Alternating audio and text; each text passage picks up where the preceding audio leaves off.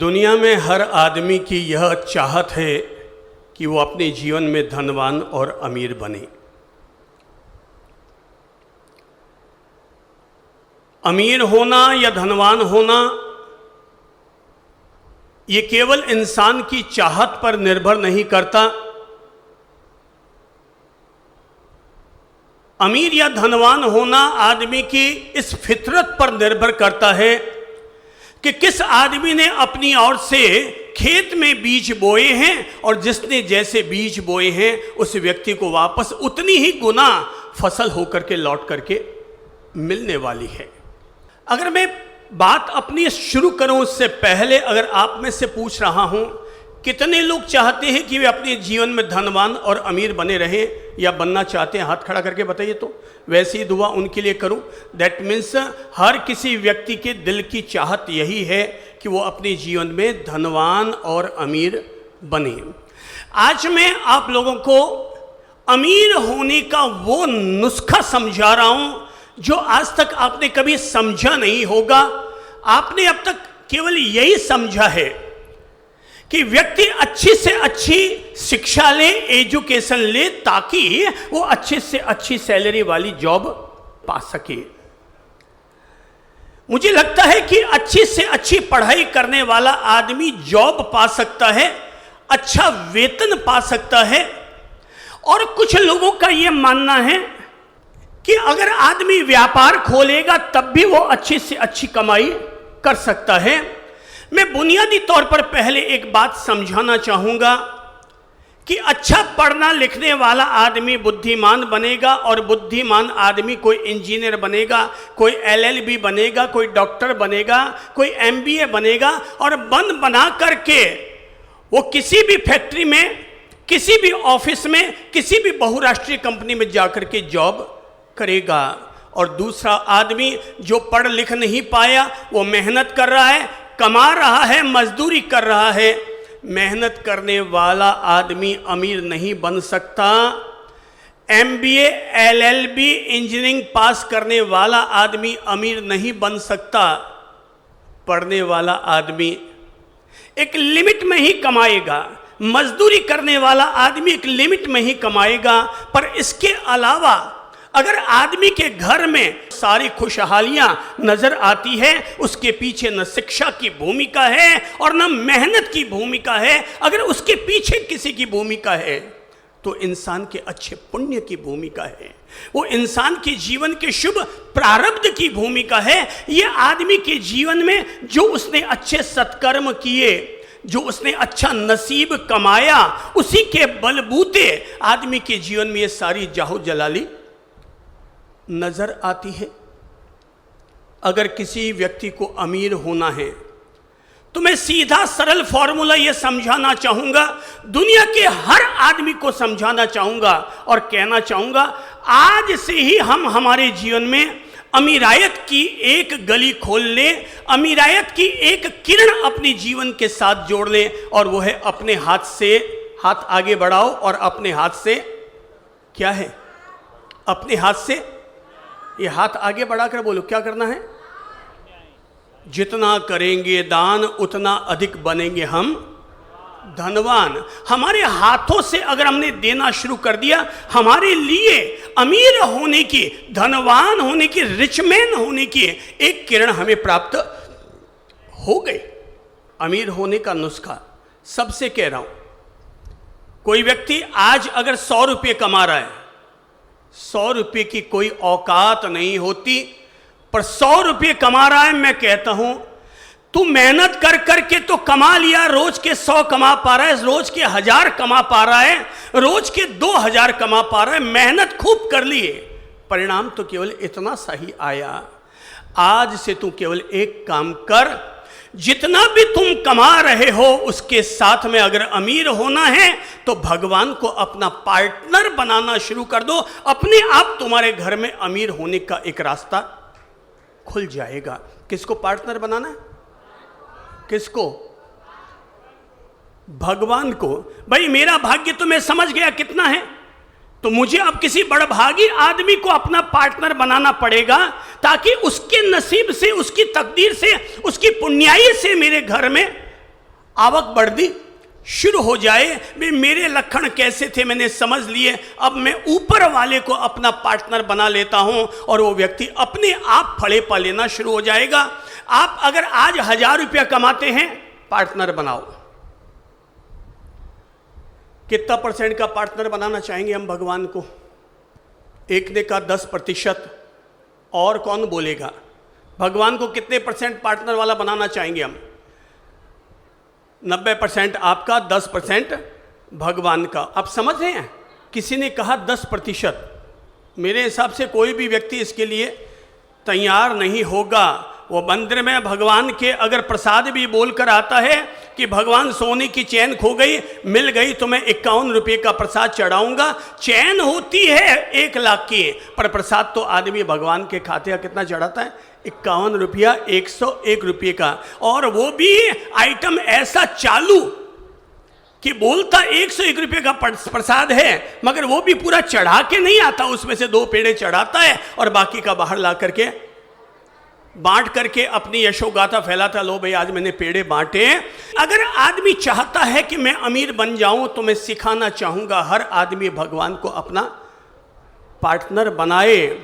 मैं दावे के साथ कहता हूं, अगर आपको भरोसा ना हो तो आप उन लोगों से जाकर पूछिए जिन्होंने, किसी ने तिरुपति जी को अपना पार्टनर बनाया, किसी व्यक्ति ने नाकोड़ा भैरू जी को अपना पार्टनर बनाया, किसी ने सांवरिया सेठ को अपना पार्टनर बनाया, और जिसने भी पार्टनर बनाया वो आदमी कल तक गरीब था और अपने आप उसके लिए घर में अमीरी के दरवाजे खुलने शुरू हो गए, अपने आप खुलने शुरू हो गए। आप जाएंगे, बोले ये क्या बात है यार, ये आदमी नाकोड़ा भैरू जी के यहाँ आया है और थैला भर के, सूटकेस भर के लाया है, गड्डिया निकाल रहा है और गुल्लक में डालता जा रहा है, गड्डिया निकाल रहा है और गुल्लक में डालता जा रहा है। भाई वो डाल नहीं रहा है, वो तो अपने पार्टनर को उसका हिस्सा, पार्टनर का जो हिस्सा होता है वो हिस्सा उसे दे रहा है। जिनको भी लगता है उसके यहाँ समस्याएं हैं, अभी दिक्कतें चल रही है, फैक्ट्री काम नहीं कर रही, जमीन में धंधा मंदा है, दुकान में कमाई नहीं हो रही, मैं उन सब से कहूंगा एक पार्टनर बनाओ। और वो पार्टनर है किसको? अंगुली ऊपर उठाकर बोलो, किसको? ऊपर वाले को अपना पार्टनर बना लो और ऊपर वाले के नाम पर अपनी ओर से वापस लगाना शुरू कर दो। Guarantee guarantee guarantee. मैंने तो अपने जीवन में अनेक लोगों का अनुभव किया है, और जब भी कोई मेरे आगे रोने के लिए आता है, मैं उसको छूटते ही एक ही सलाह देता हूं। वो कहते साहब, पंडित कहता है शनि आवी, राहु आवी, केतु आवी। मैं कहा लफड़ा छोड़, तू इन सारे शनि राहु केतु का लफड़ा छोड़, तू किस भगवान को मानता है, तेरा इष्ट कौन है, बस उसको जाकर के अपना पार्टनर बना ले और उसके नाम का उतना प्रतिशत धन निकाल और लगाना शुरू कर दे। तो 1 साल लगा, 1 साल में जहां था उससे आगे बढ़ेगा, दूसरे साल में कमाई बढ़ेगी, तीसरे साल में तेरे पास इतनी आवक होने लग जाएगी। अगर तू आज किराए के मकान में रहता है, मेरा दावा है अगर तेरा अपना घर का मकान न बन जाए तो मुझसे आकर के कह देना, आपका मुनाफा होना शुरू हो जाएगा। पर केवल पार्टनर किसको बनाना पड़ेगा? कौन सा करे दान जो बनाए हमें धनवान। तो यहां से अपनी बात अब समझानी शुरू कर रहा हूं और ये बताना चाहूंगा, अगर हम लोग अपने हाथों में से एक हिस्सा अगर निकालना शुरू कर देते हैं तो पता है उसका परिणाम क्या आएगा। तुम अगर 5% का भगवान को पार्टनर बना लो, 10% का बना लो, 2% का बना लो, 1% ही बना लो, अपना जो कुछ अर्जन करते हो उसमें से 1% चैरिटी के लिए निकाल दो, 1% भलाई के काम के लिए निकाल दो, 1%, 2%, 3%। अब ये तय आपको करना पड़ेगा कि आप कितने बड़े करोड़पति या अरबपति होना चाहते हैं। जितने बड़े होना चाहते हैं उतनी बड़ी अपनी पार्टनरशिप अपने घर में डाल दो। और जैसे ही हम पार्टनरशिप डालना शुरू करेंगे, करके देखो और 1 साल, 2 साल, 3 साल तक के लिए तो मुझ पर भरोसा कर ही सकते हैं। और अगर किसी भी व्यक्ति ने 3 साल के लिए भी अगर ये पार्टनरशिप डाल दी तो ये पार्टनरशिप आपको इतना फड़ेपा देगी, इतना फड़ेपा देगी जैसे बारिश के गिरने पर दूब हरी भरी हो जाती है। ऐसे ही आपकी ज़िंदगी, आपका परिवार, आपका समाज, आपकी फैक्ट्री, सब चीज़ों में खुशहाली खुशहाली खुशहाली बढ़ने लग जाएगी। ये नुस्खा है, जिनको अपनाना है वे लोग अपने घर में अपना लीजिए। दूध का सार है मलाई और जीवन का सार है भलाई। सब बोलो, दूध का सार है मलाई और जीवन का सार है भलाई।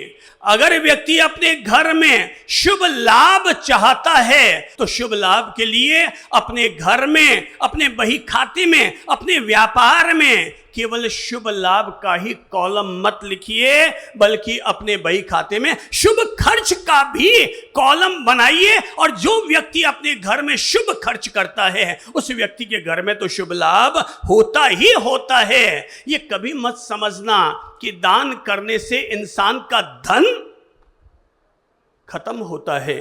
मेरे भाई, दान करने से हो सकता है आपका पैसा कम हो रहा है, पर आपके घर में से लक्ष्मी जी कभी कम नहीं होती है।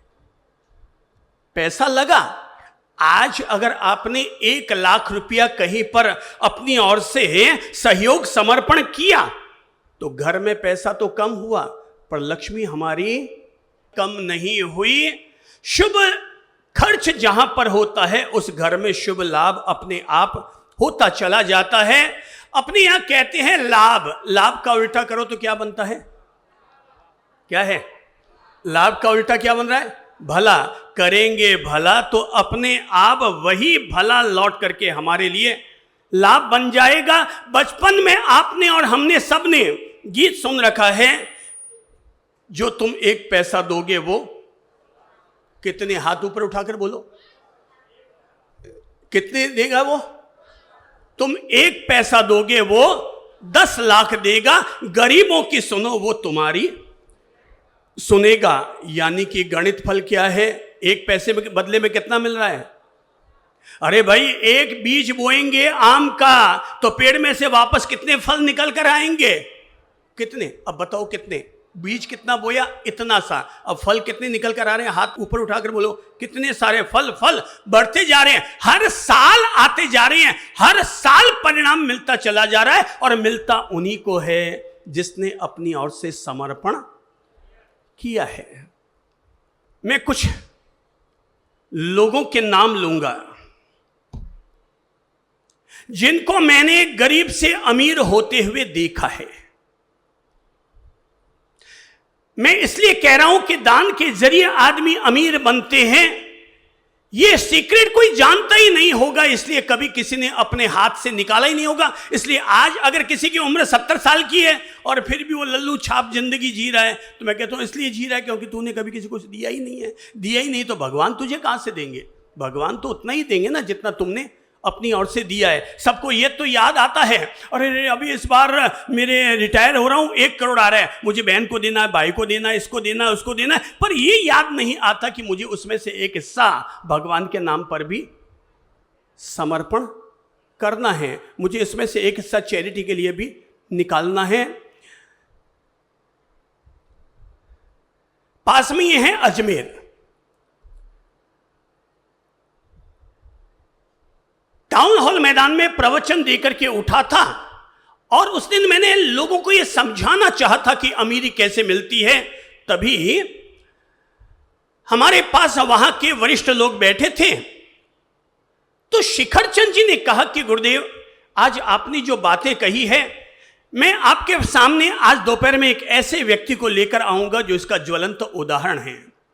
ठीक है, लेकर आ जाइए। और वो व्यक्ति आए हमारे पास, रंग तो बिल्कुल काला सांवला। अब क्रिया समझिएगा। बोले साहब, ये आदमी प्रतिदिन 10,000 रुपये का कबूतरों का दाना कबूतर खानों में ले जा करके डालता है। आंधी हो चाहे तूफान हो, साल में 365 दिन ये व्यक्ति 10,000 रुपये का कबूतरों को दाना डालता है।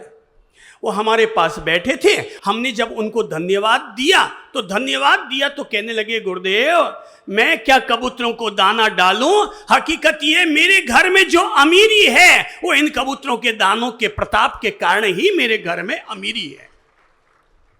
सीक्रेट ये बताया कि साहब मैं अजमेर के अन्ना सागर झील में मैं डूबने के लिए जा रहा था, मरने के लिए, मैं, मेरी पत्नी, मेरे बच्चों के साथ मरने के लिए जा रहा था। एक अम्मा वहां जो कबूतरों के लिए दाना बेचा करती थी, मैं जब उधर जाने लगा तो उस अम्मा ने कहा, ए भाई उधर मत जा, वो पॉइंट ठीक नहीं है, उधर मत जाओ, उधर तो केवल वही लोग जाते हैं जिनको झील में डूब के मरना होता है। बोले अम्मा मैं मरने के लिए जा रहा हूं। बोले भाई क्यों मरे रे भाई, क्यों मरे, भगवान ने हमें जीवन मरने के लिए थोड़ी दिया है।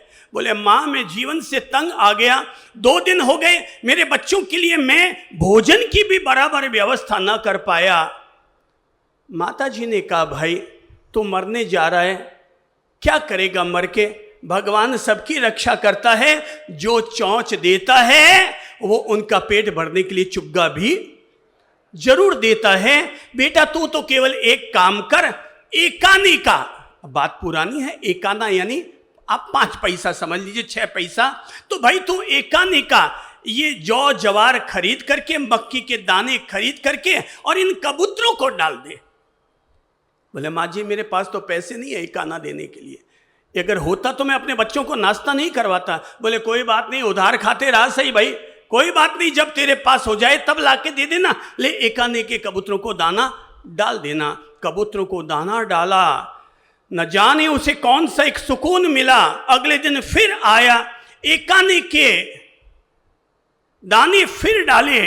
तीसरे दिन उसने अपने पीतल के बर्तन बेचे और उससे कुछ पैसा आया, उसने माँ जी को भी दिया। रोज एकाने के कबूतरों को दाना डालना शुरू किया। परिणाम वो कह रहे थे, अग्रवाल बंधु है, और वो अग्रवाल बंधु कहने लगे कि गुरुदेव रोज एकाने के दाने डालता रहा, महीना 1.5 महीना बीता और अचानक मेरी नौकरी लग गई, मुझे शांति और सुकून मिला, मेरी नौकरी लग गई। अब सुनिए आगे कहानी। मैंने समझ लिया कि मैं तो मरने जा रहा था, अब जो मेरी नौकरी लगी वो किसकी बदौलत, इन कबूतरों को दिए गए अन्न समर्पण के कारण मुझे मेरी नौकरी मिली है। धीरे धीरे गुरुजी मैंने 10 रुपये का दाना डालना शुरू किया, धीरे धीरे भगवान ने मेरी सुनी, मैंने 100 रुपयों का दाना डालना शुरू किया, फिर मैंने धीरे धीरे 1000 रुपये का दाना डालना शुरू किया, फिर मैंने 5000 रुपयों का दाना डालना शुरू किया। अभी पिछले 8-9 सालों से मैं प्रतिदिन कितने, अब हाथ बढ़ाओ कितने, अमीर होने का राज, अमीर होने का राज अकेला आदमी मेहनत से नहीं कमाता, अकेला आदमी बुद्धि से नहीं कमाता। ये जो कमाई के हजार रास्ते हमारे जीवन में खुलते हैं, अब वो कहां से खुलते हैं, कितने 1000 का दाना रोज, हाथ अनुमोदना तो कर लो अपनी ओर से, हाथ ऊपर उठाकर कितना कहा मैंने, 10,000 रुपये का कबूतरों का दाना वो पिछले 8-9 वर्षों से रोजाना डालता है। मैंने पूछा भाई साहब रोज 10,000 के डालती हो, इतनी कमाई हो जाती है? बोले बाप जी कभी कभी होता है कि आज मेरे पास 10,000 की कमाई नहीं हो पाई, पर पता नहीं कबूतरों की क्या मेहरबानी है, क्या मेहरबानी है कि रात को सोता हूं उससे पहले मेरी जेब में कहीं ना कहीं से तो नगद 10,000 रुपये आ ही जाते हैं, और अगले दिन सुबह 4 बजे से 8 बजे तक यही पुण्य कार्य मैं करता हूं। ये अमीरी कहाँ से आई है, मेहनत से? ये अमीरी कहाँ से आई है, बुद्धि से? ये अमीरी कहाँ से आई है, तिकड़मबाजी से, गोटियां सेट करने से? कहाँ से आई है? ये आई है कौन सा करो दान जो बनाए हमें धनवान। ये अच्छे कार्य करने से, सत्कर्म करने से, अच्छे पुण्य की खेती करने से आदमी हो। एक और नाम लेता हूं, वो व्यक्ति जर्दा बेचने का काम करता था, पुड़ियाएं बनाता था, जर्दे की पुड़ियाएं बनाकर बेचता था। भाई आदमी का सामर्थ्य ना हो तो ये पाउच भी बेच करके आदमी को अपनी जिंदगी गुजारनी पड़ सकती होगी, तो जर्दा बेचने का काम करता था। छोटी सी कोई दुकान थी, जर्दा तंबाकू, खैनी, गुटखे का सामान ये सब बेचा करता था। पर बेचते बेचते न जाने कौन से भाव बने कि मेरी दुकान पर अगर कोई भी मांगने के लिए आएगा तो मैं किसी को खाली हाथ नहीं लौटाऊंगा। और अब उसने रोजाना किसी को 1 रुपया, 2 रुपया, 1 रुपया, 2 रुपया, 5 रुपया, 10 रुपया इस तरह से देना शुरू किया। ये मैं उस आदमी की बात बता रहा हूं जिस आदमी के जीवन की शुरुआत जर्दा बेचने से। मैं जर्दा, तंबाकू खाना या पीना स्वास्थ्य के लिए हानिकारक है, इस वैधानिक चेतावनी के बावजूद ये बता रहा हूं कि उसकी शुरुआत हुई है जर्दा और खैनी बेचने के साथ। और उनके दान का पुण्य प्रभाव इतना बढ़ता गया, इतना बढ़ता गया, इतना बढ़ता गया, इतना बढ़ता गया। अब हाथ ऊपर बढ़ा के बोलो कितना बढ़ता गया? इतना बढ़ता गया, इतना बढ़ता गया, इतना बढ़ता गया। इस कलयुग में, वर्तमान में उस आदमी के लेवल का दूसरा आदमी दानवीर नहीं हुआ होगा। अरबपतियों का भी राजा अरबपति बनकर के वो आदमी मरा होगा।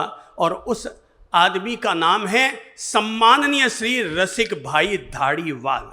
पर उस आदमी के द्वारा इतना दान पुण्य किया गया, इतना दान पुण्य किया गया कि उनको खुद को ही पता नहीं चल पाता था कि उनके पास कितनी अथाह संपत्ति है। और ये सारी संपत्ति का ये जो जाहू जलाली बड़ी है, कोई अगर मुझसे पूछे कि इसका सीक्रेट क्या है तो मैं कहूंगा इसका सीक्रेट है, हाथ आगे बढ़ाओ, और इसका सीक्रेट है दान। एक और तीसरे व्यक्ति का नाम ले रहा हूं, जिस व्यक्ति ने भगवान के मंदिर में जाकर के प्रार्थना की थी कि ऐ भगवान, तू मुझे इतना सामर्थ्य जरूर दे कि मैं अपने हाथों से रोज 1000 रुपये का दान कर पाऊं। यह नहीं कहा कि भगवान तू मुझे अमीर बना दे, तू मुझे करोड़पति बना दे। क्या कहा है? प्रार्थना क्या करनी है?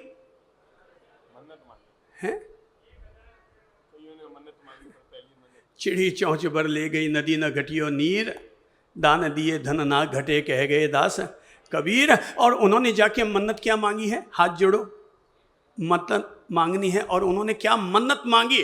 प्रेरणा लेने के लिए कह रहा हूं, तीसरे व्यक्ति का नाम लेके बता रहा हूं। उसने जाके भगवान के मंदिर से कहा, प्रभु मेरा इतना सामर्थ्य बढ़ाओ कि मैं अपने हाथों से रोज कितना 1000 रुपये का मैं रोज दान कर पाऊं।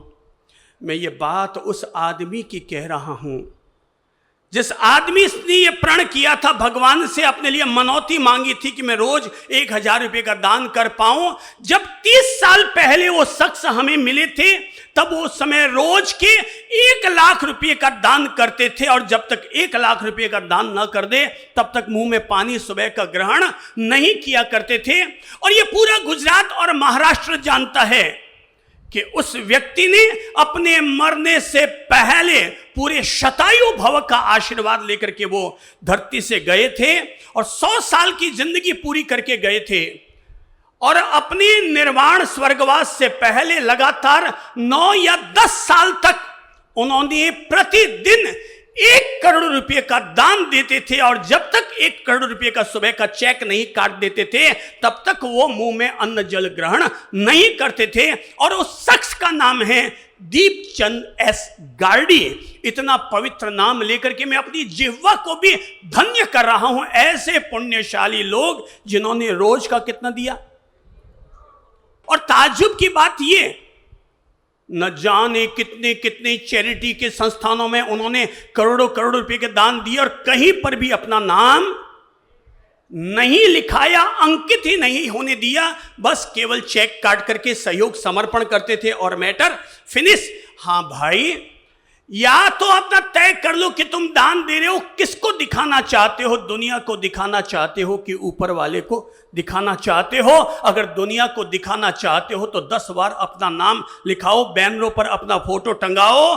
पर अगर ऊपर वाले को दिखाना है, दो और भूल जाओ। नेकी कर कुएं में डाल, दे दिया लगा दिया और लाभ हमें पुण्य लाभ प्राप्त हो गया। जो दान छप गया वो दान यहीं छपा का छपा रह गया, पर जिसने बिना छापे दे दिया वो सीधा पहुंच गया। दीपचंद एस गार्डी रोज कितना दान करते थे? 1 करोड़ रुपये। मैं सबको प्रेरणा लेने के लिए एक और शख्स का नाम ले रहा हूं, जिस परिवार का मैं स्वयं अनुमोदना करता हूं। घर में एक साध्वी जी आती हैं और आकर कहती हैं, भाई मेरे पांव में ऐंठन हो गया है, एड़ी बहुत दर्द करती है भाई, मैं चल नहीं पा रही हूं। अगर आप लोग कोई मेरे लिए कपड़े का कोई एक पादरक्षक चप्पल टाइप का कुछ बनवा दो तो मैं चल पा सकती हूँ। मैं आहारचर्या के लिए भी, गोचरी के लिए भी मैं जा नहीं पाती हूँ, मुझे बहुत तकलीफ होती है। मैं एक कदम आगे रखती हूँ और अंदर में मेरे सघन पीड़ा महसूस होती है। अगर आप मेरे लिए एक पादरक्षक चप्पल ऐसा कुछ बना के दे दो तो मेरे पाँव को बड़ी राहत मिल जाए। उस शख्स ने कपड़े की एक चप्पल बनवाई और नीचे साइकिल का पुराना ट्यूब उसने उसमें लगवा करके और साध्वी जी महाराज को समर्पण कर दिया। 2 दिन बाद साध्वी जी आई, भगवान थाने बहुत बहुत धन्यवाद भाई, मेरे पाँव को बहुत राहत मिल गई है, अब मैं इसे पहन करके मैं चलती हूँ, मुझे बहुत साता अब लगती है, वो जो पीड़ा और अंदर में व्यथा होती थी अब वो काफ़ी कम हो गई है। भाई तुमने मुझे बना के दिया, आपको धर्म लाभ, धन्यवाद।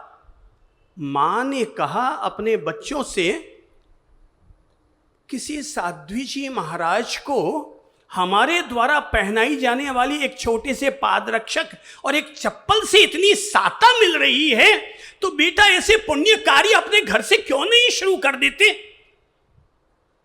ठीक है मां, आपकी अगर इच्छा है तो हम शुरू कर देंगे।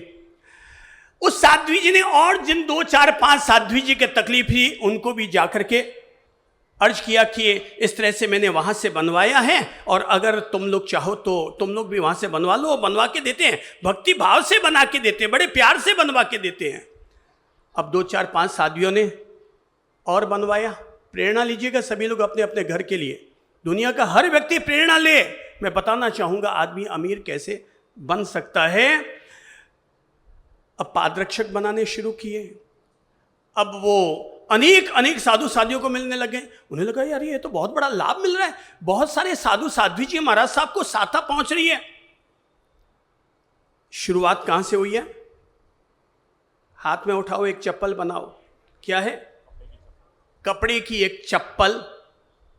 वो उन्होंने एक साध्वी जी को बना करके दी थी। लाभ लाभ लाभ, धर्म लाभ, पुण्य लाभ, पुण्य लाभ, पुण्य लाभ, इतना बढ़ता चला गया, इतना बढ़ता चला गया। उस परिवार को इस पुण्य लाभ के कारण साउथ अफ्रीका में उन लोगों को सोने की खदानें मिल गई।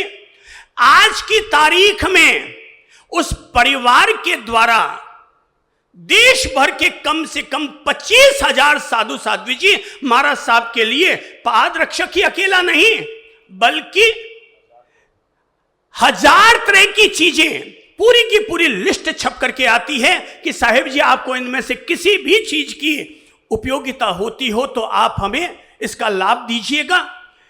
ये व्हील चेयर जो आजकल बुजुर्ग साधु साध्वी जी महाराज साहब या बीमार साधु साध्वी जी महाराज साहब के साथ चलती है, देश भर के समस्त साधु साध्वी जी महाराज साहब के लिए व्हील चेयर समर्पण होती है। आप तो अपने घर की फैक्ट्री चलाने के लिए ऑफिस लगाते हैं, उन्होंने देश में अलग अलग बड़े बड़े महानगरों में अपनी ऑफिसें खोल रखी है, मुनीम रखे हुए हैं, कारें रखी हुई है, गाड़ियां रखी हुई है, आदमी रखे हुए हैं कि किसी भी साधु साध्वी जी महाराज साहब को किसी भी तरह की कोई सेवा चाहिए, तत्काल उनको उस ऑफिस से जो निकट वाला पहुंचता है वहां पहुंच जाए।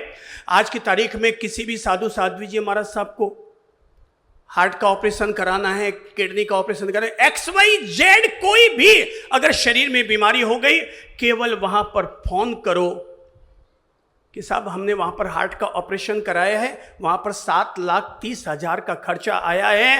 विदिन 15 मिनट में हॉस्पिटल के अकाउंट में 7,30,000 रुपया जमा हो जाएगा। ये परिवार है खेतानी परिवार। कौन सा परिवार है ये? खेतानी परिवार। आज वो खेतानी परिवार, आहा मैं क्या अनुमोदना करूं, मैं क्या अनुमोदना करूं।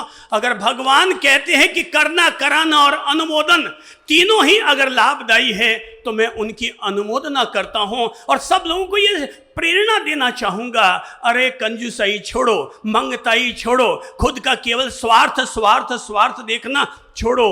अपने हाथों से जिसने भी यूं आगे बढ़ाकर देने का काम शुरू किया है, भगवान ने उसके घर में उसकी झोली हमेशा पीछे से भरी ही भरी है। कौन सा रास्ता भगवान हमारे लिए खोल देंगे ये हम नहीं जानते, पर जिसने भी इन हाथों को, हाथ आगे बढ़ाकर बोलो, क्या किया है, देने के लिए उपयोग किया है, उसके घर में फड़े पा हुआ है, हुआ है, हुआ है। अरे भाई, इसलिए दान दो, क्योंकि भगवान ने हमें देने लायक बनाया है। भगवान ने हमें मांगने लायक नहीं बनाया, भगवान ने हमें देने लायक बनाया है, इसलिए दो। क्या कहा मैंने, क्या कहा? भगवान ने हमें किस लायक बनाए, किस लायक बनाए?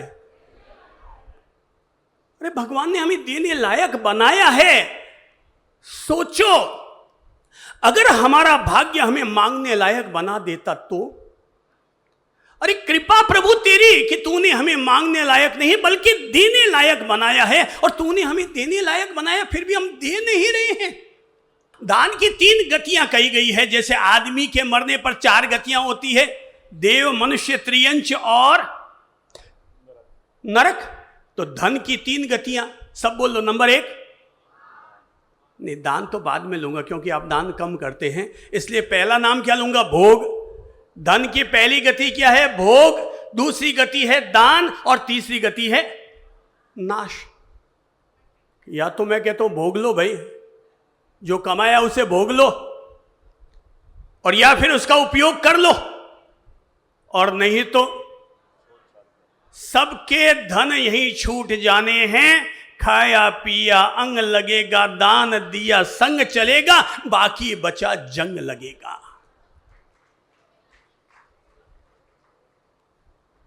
अपने आप को मोटिवेट करते हुए अपने आप से कहो, क्या कहा, खाया पिया।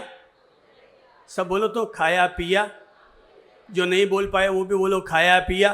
भैया तो खा पी लो भाई, आपका कमाया है, या तो मजे ठोक लो उसके।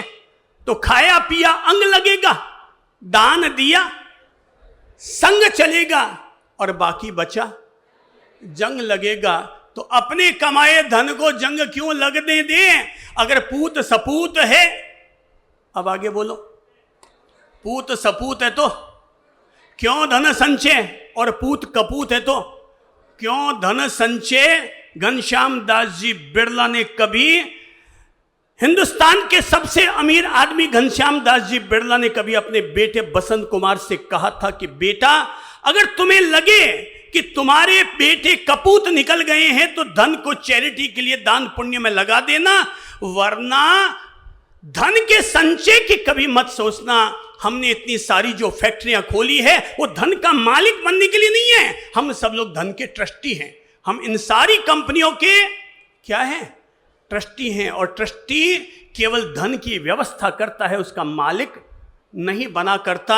और जिस दिन लगे कि पूत कपूत हो रहे हैं तो क्या करो, अपने हाथों से दे देवा करके चले जाओ। और अगर पूत सपूत है तो जरूर उन बच्चों को धन देकर जाना और प्रेरणा देकर जाना, बेटा, कि जिस तरह से हम लोगों ने अपने धन का सदुपयोग किया है, तुम भी इस धन का इसी तरह से सदुपयोग करते रहना। दिया, उन्होंने दिया तो उन्होंने पाया, हम भी देंगे तो हम भी पाएंगे। खाया पिया सो अंग लगेगा, दान दिया सो संग चलेगा, बाकी बचा जंग लगेगा। जो देता है वो तो धन का मालिक है, और जो देता लेता नहीं है वो केवल अपने धन का वॉचमैन है। कौन आयो कौन गयो, कहने अंदर जाऊं देना है, कहने अंदर नहीं जाऊं देना है। वो आदमी केवल अपने धन का वॉचमैन है। गिनता रहता है, पूंजी रखता रहता है, गिनता रहता है, बैंकों में रखता रहता है, गिनता रहता है, कभी इंदिरा विकास पत्र, कभी जमीनें खरीदी, कभी प्लॉट खरीद लिया, कभी ये कर लिया वो कर लिया, और कुल मिला करके वो क्या है आदमी? सब बोलो क्या है वो? अपने धन का वॉचमैन है। आदमी को धन का मालिक होना चाहिए कि वॉचमैन? मालिक। Very good. अगर मैं अब कुछ लोगों से पूछता हूं, यहां पर बहुत अच्छे अच्छे अमीर लोग बैठे हैं मेरे सामने, और मैं कई अमीर लोगों को देख रहा हूं, और अगर मैं उनसे पूछूं तो अरे बेटा अभिषेक बाबू खड़े हो तो चलो, दौड़ के आ गया हो तो चलिए। अच्छा अभिषेक बाबू बताइए कि आपके घर से लाखों करोड़ों का दान होता रहता है हर महीने, आप मुझे बताएंगे कि उस समय आपके मन में क्या होता होगा? नहीं, एक देखिए कई विकल्प होते हैं। नंबर एक, अरे यार पापा रे पता नहीं कहीं सूझे, हर जगह कठी कठी 5 लाख बोल दे, कठी 10 लाख बोले, कठी 50 लाख बोल दे, यार पता नहीं यार रोजे ना खर्चो करता रहे पापा जी, कठी यार मारो माल तो कम नहीं होता जा रहे है, मारे इससे जो माल आना वो तो कम नहीं होता जा रहा। आपके मन में आता क्या होगा? देखें चलिए। प्रभु जी, मन के अंदर बहुत संतुष्टि मिलती है कि हमारे परिवार की पुण्य ही है जो हमारे परिवार से कुछ न ताली बजाइए तो। Very good very good very good, कि हमारे घर की परिवार की पुण्याई है। दान पुण्य या जो भी शुभ कार्य में खर्च होता है ये हमारा क्या है? ये पुण्य है। क्या आपको ये जो दान पुण्य होता है इससे आपको आनंद आता है या मन में जलेसी या जलन होती है? मुझे बहुत सुकून मिलता है। मुझे बहुत। सभी लोग सुनिएगा, मैं आपको इसलिए बता रहा हूं, ये लोग जो अरबपति बने हुए हैं शहर के, ये क्यों हैं? केवल मेहनत के बलबूते नहीं हैं। अब समझिए कहां किसके बलबूते हैं, अब वो समझिएगा अपन सब लोग। नंबर एक, ताकि ये एहसास दिला सके कि हमारे घर से जो इतने अच्छे सत्कर्म होते हैं इससे हमारे मन की फीलिंग क्या होती है। अब जरा आप मुझे बताइए कि क्या आप बता सकते हैं कि आपके घर में जो अमीरायत है वो अमीरायत आपकी मेहनत की बदौलत है, बुद्धि की बदौलत है या किसी और की बदौलत है? प्रभु जी सबसे पहले तो मम्मी की जो तपस्या। मम्मी की तपस्या, चलो एक वेरी गुड कि मम्मी मेरी बहुत तपस्या करती है उसकी बदौलत। और दूसरा जो हमारे घर से दान पुण्य ही होती है, हमारे घर से जो सत्कर्म, हमारे घर से जो सत्कर्म दान पुण्य इत्यादि होते हैं उसकी बदौलत। उसकी आप क्या चाहेंगे कि हमारे जिंदगी पर हमारे घर से दान पुण्य होते रहे या? जी 100% भगवान हमें ऐसा समर्थ बनाए कि आगे। Thank you thank you thank you. भगवान हमारे घर से 100% दान पुण्य होते रहेंगे और भगवान हमें हमेशा समर्थ बनाए रखे। अरे भाई भगवान उनको समर्थ बनाता ही बनाता है जिनके घर से दान पुण्य होते रहते हैं। Very good, thank you. आपके पीछे बैठे उनको दीजिए तो शख्स को। हाँ चलिए, भंडारी साहब को दीजिए तो देखता हूं। अच्छा अब जरा मैं आपसे पूछूं, प्रभु जी जरा एक बात बताइए हमें कि आपके द्वारा हॉस्पिटलें चलती है, स्कूलें चलती होंगी, डायलिसिस मशीनें इतनी ज़्यादा चलती होंगी, आपको ये सब करके मन में क्या फीलिंग होती है? बहुत संतोष और सुकून मिलता है। बहुत संतोष और सुकून मिलता है। आप ये सब करके आप अपनी ओर से मैसेज क्या देना चाहेंगे आने वाली पीढ़ी को? जीवन को सार्थक बनाना है तो देना सीखिए। नंबर एक, जीवन को अगर सार्थक बनाना है तो देना सीखिए। देने का जो सुख है वो वही जानता है जो देता है। दुनिया में 2 किस्म के लोग होते हैं, एक वे जो देते हैं, एक वे जो लेते हैं। दुनिया में कुछ खा के राजी होते हैं और कुछ लोग खिला के राजी होते हैं। अब जो खा के राजी होते हैं वो मरेंगे तब तक केवल खाने के भरोसे रहेंगे, वो मांगने लायक रहेंगे। पर जो खिला के राजी होते हैं भगवान उनकी झोली हमेशा भरी हुई रखता है, भरी हुई रखता है, भरी हुई रखता है। अच्छा चलिए, अब बगल में टीकम जी बैठे हैं। टीकम दास जी, आप लाखों की चैरिटी करते रहते हैं, आप बताएंगे कि आपको ये सब करके क्या लगता है? सर सुकून मिलता है। सुकून मिलता है, वेरी गुड। पर मैं इन सब का उल्लेख करते हुए केवल एक प्रेरणा दे रहा हूँ, एक पार्टनरशिप अपनी डालो। अपनी कमाई का भले ही 2.5% ही निकालो, 5% ही निकालो। आज अपना मन तैयार करो कि मैं मेरी पर्स में वो चाहे 500 रुपये आया तो भी, 200 रुपये आया पर्स में तो भी, इसकी लिमिट नहीं है कोई, पर जितना आया मैं उसका अब मन में तय करूं कितना परसेंट पार्टनरशिप डालेंगे। हाँ तय करो तय करो तय करो तय करो, क्योंकि अमीर तो आपको होना है। मुझे तो भगवान से केवल एक दान चाहिए, वो है मोक्ष दान, मुक्ति का दान। मुझे तो इसके अलावा और कोई भगवान से दान चाहिए ही नहीं। मैं तो खुद ही हमेशा ये भाव रखता हूँ, मैंने सीख रखा है कि जब तीर्थंकर लोग संत बने थे, श्रमण बने थे, वो श्रमण बाद में बने थे, महासंयम का पथ उन्होंने बाद में अपनाया। लगातार 1 वर्ष तक उन्होंने वर्षीदान उन्होंने पहले दिया। मैं तो ऐसे ऐसे लोगों से प्रेरित और प्रभावित हूँ, महादानवीर कर्ण, कि जिनका नाम लेते ही मैं सुकून प्राप्त करता हूँ, कि जो पता था कि सामने जो आया है मांगने के लिए, वो मुझसे मेरी जिंदगी मांगने आया है। सूर्य देव ने आकर के रात को बता भी दिया था सपने में कि कल तेरे पास मांगने के लिए इंद्रदेव आएंगे, अपने बेटे अर्जुन को बचाने के लिए। वो तुझसे तेरा अमर कवच और रक्षा कुंडल मांगने के लिए आएंगे, तेरे कुंडल और रक्षा कवच मांगने के लिए आएंगे, मना कर देना मत। सूर्य देव ने आकर के प्रेरणा भी दे दी थी, पर कर्ण ने कहा, ये कर्ण मरना स्वीकार कर सकता है, पर द्वार पर आए हुए याचक को कभी खाली हाथ भेजना स्वीकार नहीं करेगा। और वो आते ही हैं, ब्राह्मण का वेश धरकर आते हैं। देवता जब भी आते हैं ना, वो इसे ऐसे किसी रूप में आते हो, अपने ओरिजिनल रूप में कम आते हैं। आए, मांगा, कहा मुझे पता है ब्राह्मण तुम वास्तव में इंद्रदेव हो, पर मैं तुम्हें इनकार नहीं करूंगा। मुझे पता है कि आप मुझसे रक्षा कवच मांग करके क्या मांग रहे हैं, पर मैं अपना रक्षा कवच भी दूंगा।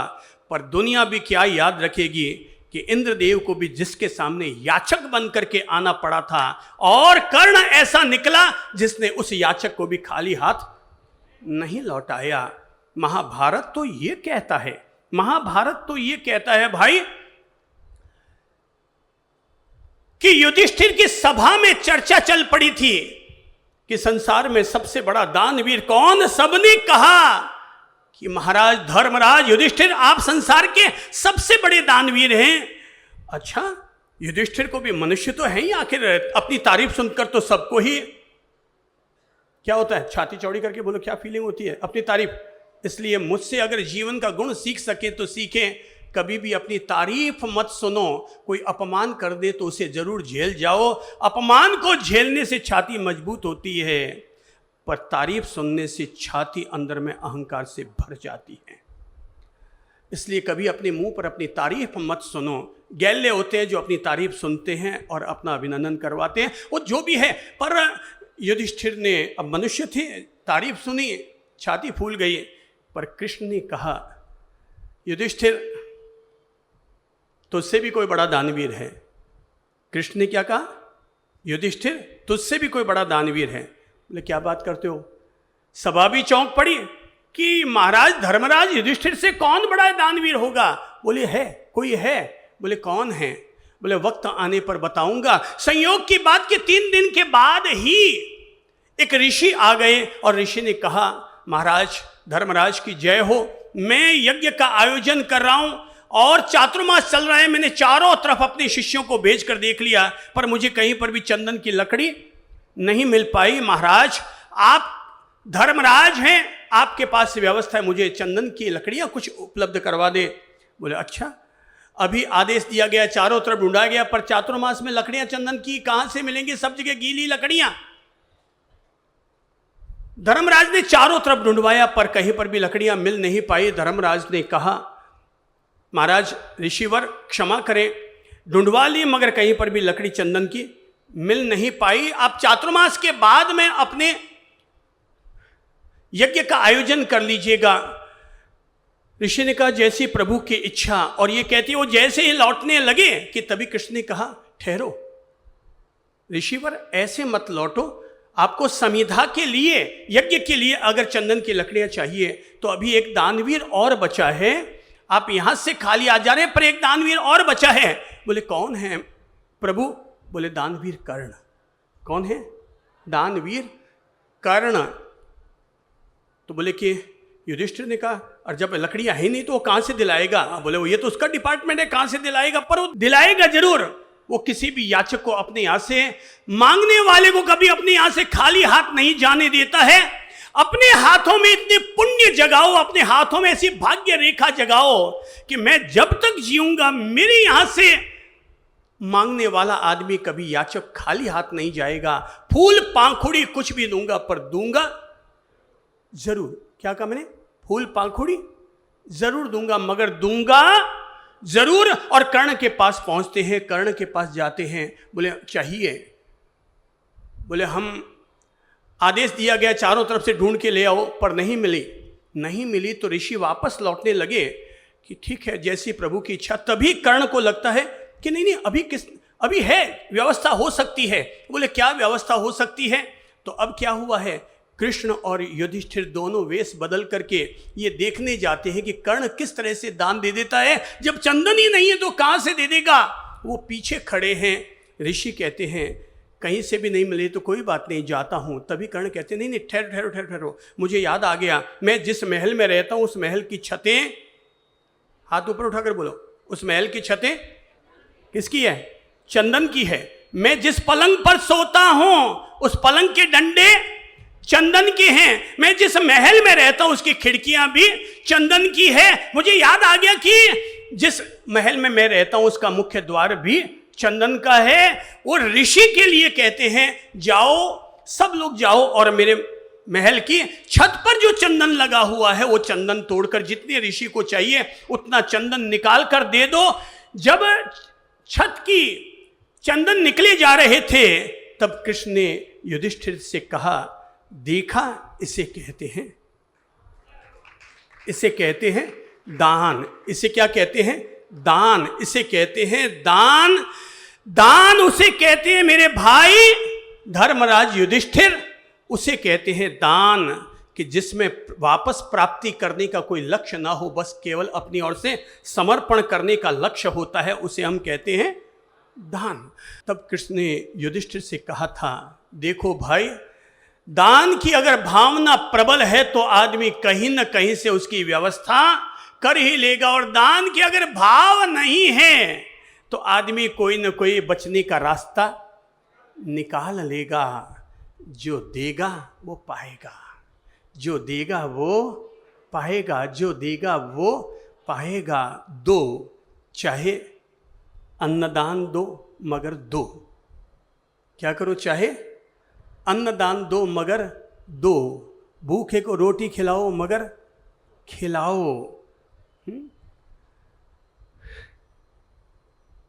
भूखे को अन्नदान, प्यासे को जलपान।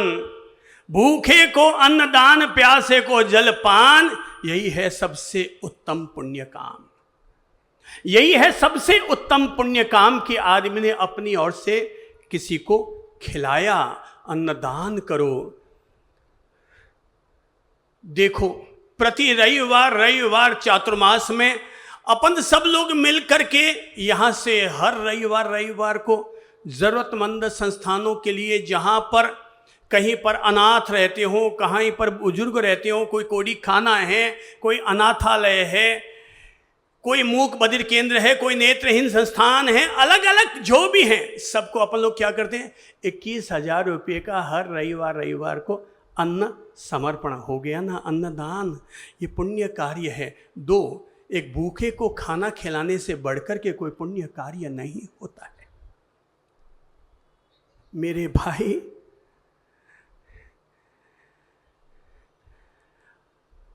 अगर हम अपने हाथ से पत्थर फेंकेंगे, वो पत्थर 100 फीट तक जाकर गिरेगा। हाथ में उठाओ पत्थर। अगर हम पत्थर फेंकेंगे कहीं पर, कितनी दूर जाके गिरेगा? हाँ, दानवीर संदीप बाबू, कितने दूर तक जाके गिरेगा? इससे ज्यादा भी फेंक सकते हैं क्या? दूरी कैपेसिटी है क्या हमें? अधिकतम हमारी दूरी कितनी होगी? 100 फीट। 100 फीट। Very good. अगर हम अपने हाथ से गोली दागेंगे रिवॉल्वर से, कितनी दूर जाके गिरेगी? 1000 फीट। 1000 फीट। तोप से गोला दागेंगे तो कितनी दूर जाके गिरेगा? 10,000 फीट। 10,000 फीट। भाई, पत्थर फेंकोगे हाथ से तो 100 फीट तक जाकर गिरेगा, गोली दागोगे तो 1000 फीट तक जाकर गिरेगी, गोला दागोगे तो 10,000 फीट तक जाकर गिरेगा।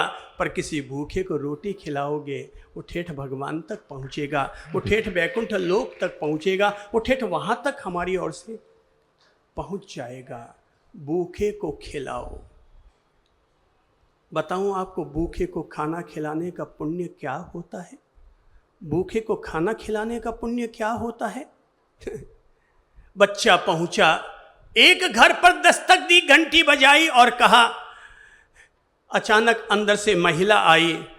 बोले हाँ बोलो बेटा क्या चाहिए? बोले अम्मा बहुत प्यास लगी है, थोड़ा एक गिलास पानी पीने को दे दो। मम्मा थोड़ा सा एक गिलास पानी पीने को दे दो। महिला ने बच्चे को देखा, उसकी स्थिति को देखा, कपड़े मैले हो गए पर चेहरा गौरवर्णीय, लगता है 3 दिन से नहाया भी नहीं होगा। बच्चा जो वहां पहुंचा था घर पर और मांगा, माँ जी आंटी एक गिलास पानी दे दो, बहुत प्यास लगी है, अब मुझसे चला नहीं जा रहा, मुझसे रहा नहीं जा रहा है। अम्मा को न जाने क्या सूझा, अंदर गई, लगा ये बेचारा कोई बहुत भूखा प्यासा है। उसे याद आ गया कि भूखे को खाना खिलाना सबसे बड़ा पुण्य का कार्य होता है। वो अंदर गई, पानी के तरफ बढ़ी, फिर सोचा नहीं पानी क्या देना है। वो अपने रसोई घर में गई, एक गिलास दूध भरा और बच्चे को ला करके एक गिलास दूध दे दिया। ले बेटा तू दूध पी ले। बोले कि मम्मा मैंने तो पानी मांगा, आपने दूध ला के मुझे पिलाया। बेटा तेरी स्थिति को देखकर लग रहा है तुझे भूख बहुत लगी है। उसका यह सुनना था कि बच्चा फूट फूट के रोने लगा।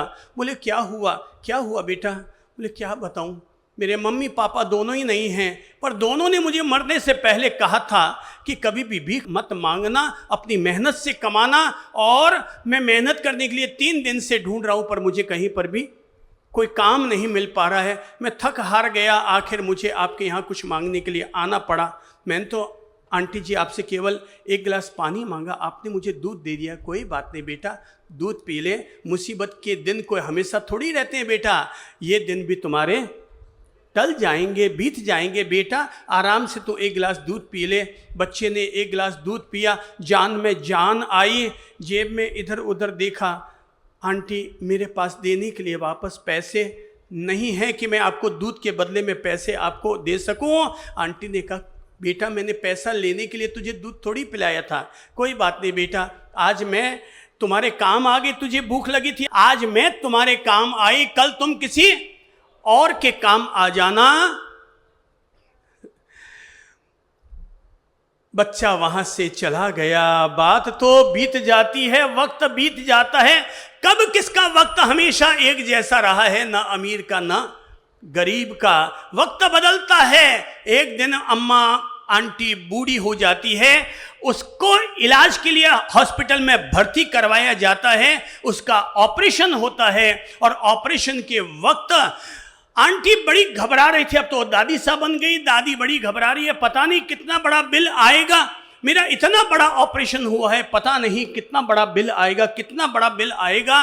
कहीं ऐसा ना हो कि मेरे बच्चों ने कहा मम्मी आप चिंता मत करें, जरूरत पड़ी तो अपन पापा का एक प्लॉट रखा हुआ है उसे बेच देंगे, पर आपका श्रेष्ठतम इलाज कराएंगे, मम्मी आप चिंता मत करो। मम्मी चिंता से पीड़ित, ऑपरेशन भी हो जाता है, 1 महीना हॉस्पिटल में रहते हैं। और जब निकलने की बारी आती है और बिल मांगा जाता है तो पता है बिल में क्या मिलता है? वो डॉक्टर कहता है आंटी जी आप अपने घर जाइए, बिल का भुगतान अपने आप हो जाएगा। और बोले नहीं नहीं नहीं भाई, मैं ऐसे उधार दे करके नहीं जाती हूँ, मैं मेरा उधार रख के नहीं जाऊँगी, जो भी होता है मैं चुका करके फिर जाऊँगी, मैं उधार रखूँगी और कहीं मैं मर गई तो मेरे माथे पर ऋण चढ़ा हुआ रह जाएगा। तो बोले कि ठीक है। अंदर जाता है, बिल बनाता है और बिल उनके माँ जी के हाथ में पकड़ा देता है। और बिल जैसे ही वो खोलती है तो बिल की जगह है वहाँ पर चिट्ठी लिखी हुई रहती है, मम्मी जी आपने तो अपने बिल का भुगतान 20 साल पहले ही कर दिया था, वही 1 गिलास दूध पीने वाला बच्चा। आपने तो अपने बिल का भुगतान 20 साल पहले कर दिया था, वही 1 गिलास दूध पीने वाला बच्चा। वो दादी ये देख कर के चौंक जाती है, 1 गिलास दूध वाला बच्चा, दैट मीन्स ये कहना क्या चाह रहा है, ये कहना क्या चाह रहा है? बोले मम्मी जी जैसे ही आप यहाँ पर भर्ती होने के लिए आए, मैंने आपका नाम पढ़ा, आपका एड्रेस पढ़ा, मैं समझ गया ये वही घर है जहां से मैंने कभी 20 साल पहले मैंने कभी वहां से दूध पिया था और अपनी जान बचाई थी। ओ तो तुम वो बच्चे हो तो आज इतने बड़े डॉक्टर बन गए। बोले मैंने प्रण किया हुआ था, मैं कभी भीख नहीं मांगूंगा, मैं अपनी मेहनत के बलबूते में पढ़ लिख करके तैयार हुआ, आज इतना बड़ा डॉक्टर भी बन गया। तो मम्मी जी आपके उस एक गिलास दूध की बदौलत मम्मी जी ने, दादी जी ने अपने बच्चों को अपने पास बुलाया और कहा मेरे बच्चों सीखो समझो। मैंने मेरे गुरुजनों से सीख रखा है कि अपने हाथों से हमेशा अच्छे काम करते रहो, सत्कर्म करते रहो, दान पुण्य करते रहो। मेरे बच्चों, मेरी ये जो आदत थी ना, मैंने कभी एक गिलास दूध पिलाया था, आज इस बच्चे ने 30 लाख का ऑपरेशन करके और फ्री में मुझे वापस लौटाया। ये एक गिलास दूध का इतना बड़ा पुण्य होता है, ये किसी को खाना खिलाने का इतना बड़ा पुण्य होता है। भगवान के घर से हमें वापस लौटाया जाएगा। अमीर अगर होना है तो प्रभु को अपना पार्टनर बना लो। मेरे प्यारे भाई बहनों, अन्नदान करो, भूखे को खाना खिलाओ, प्यासे को पानी पिलाओ, घर की छत पर ले जाकर एक मिट्टी का क्या रखो, परिंदा, एक में पानी डाल दो, एक में मक्का जौ जवार डाल दो, चिड़ियाएँ आएंगी, कबूतर आएंगे, खाएंगे, उड़ जाएंगे। वो जो खाकर जाएंगे, उड़ कर जाएंगे, आपके घर की समस्याएं भी हवा में उड़ा करके चली जाएंगी। घर के बाहर में गाय आ गई, 2 रोटी खिला दो। घर के बाहर गाय आई, 2 रोटी खिला दो। गाय तो रोटी खाकर जाएगी, आपके नवग्रह अपने आप अनुकूल होने शुरू हो जाएंगे। कभी मौका लग जाए कि तालाब के पास से गुजरे, मछलियों को दाना खिला दो।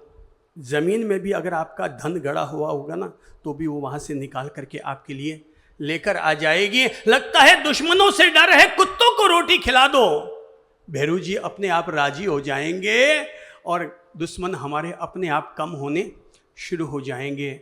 अन्न दान करो, वस्त्र दान करो, औषधि दान करो, ज्ञान दान करो, भूमि दान करो।